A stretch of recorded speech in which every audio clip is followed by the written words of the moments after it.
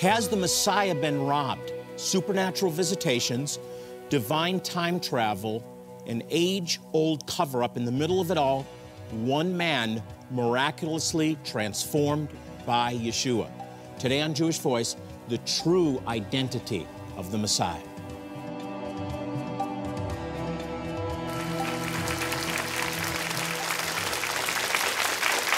Shalom and welcome to Jewish Voice, a program to help you to understand the Jewish roots of your Christian faith, Bible prophecy, and world events surrounding Israel.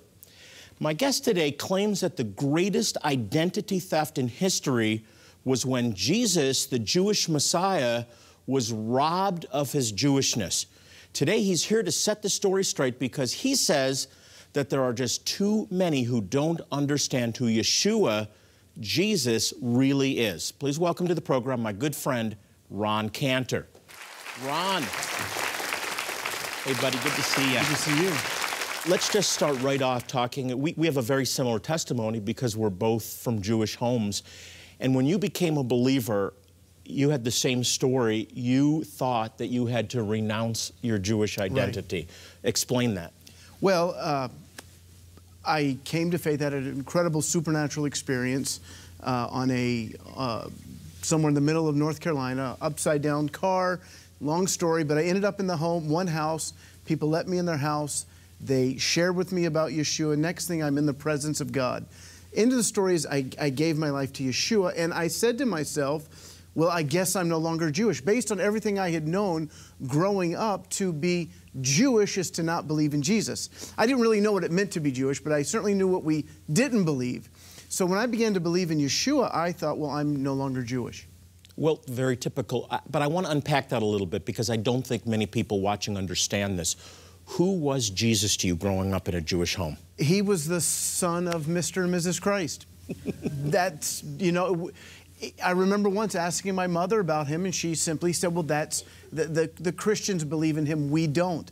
I did know that he was of a Jewish background, but that was all I knew. Something that I say often on the program and when I'm in my articles is the misconception that Jewish people have rejected Jesus. They haven't rejected him, they just haven't heard about a Jesus that they understand is for them. Right, and in the first believers were all Jewish. The revival on the day of Shavuot was a Jewish revival. When Paul, the rabbi, goes to Jerusalem, 20 years later, there are tens of thousands of Jewish believers. Which you did not know. You didn't know any of that. I didn't know any of that. If you had told me back then that John the Baptist was a Jewish prophet, I would have said you're crazy. No, he was a Baptist. That's what I thought. So the day came when you realized you did not have to leave your Jewish identity, but you were establishing it. It was about 3 months after coming to faith. I met an Israeli believer named Ziva, and I said to her, I said, Ziva, I also used to be Jewish. And she put her finger in my face, and she said, don't you ever say that you used to be Jewish. You're still Jewish, and you'll always be Jewish. And that was a revelation. But then I began to read the New Testament, and they're Jews. They're all Jews. It didn't happen in Rome. Mary wasn't Catholic. She was Miriam, a Jewish girl. And then I found out that the brother of Jesus, who we all know as James, his name was actually Jacob. There's actually no book of James in the Bible. It's the book of Jacob. And this is a story about people by the name of Miriam, Yeshua, Jacob. It's a Jewish story. Were you shocked when you read the New Testament and saw this? Absolutely. It was incredible, because one of the things Ziva told me as well is there are Jewish, because I thought I was the only one, and then now there are two, me and Ziva. She said, no, Ron, there are actual congregations of Jewish people that meet on the Jewish Sabbath and worship Yeshua. And I said, that's crazy talk. There can't be such a place. I can relate to every word you're saying.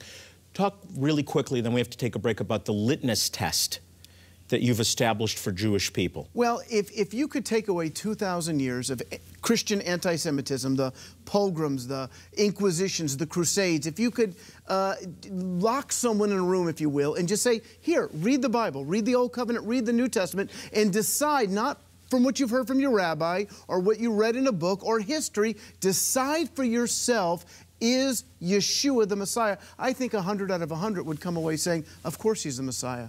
if they could read what we have read and seen. Right. And that we have to get that message out. We've got to take a quick break. When we come back, Ron explains how you can discover the real Yeshua, Jesus, things you need to learn and unlearn that will amaze you, maybe even shock you. We'll be right back.